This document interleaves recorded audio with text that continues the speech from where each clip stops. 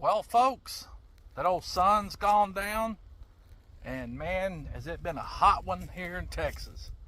But there's something that's got me concerned, and we have a 350-acre grass fire going on out southwest of us. And I hope they get that thing under control, because it is drier than heck around here.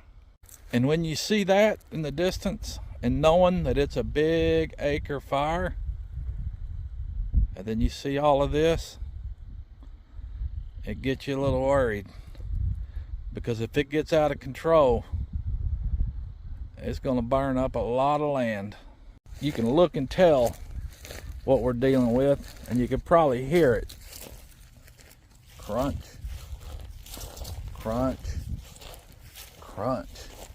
I don't know about y'all, but Pooch is praying for rain.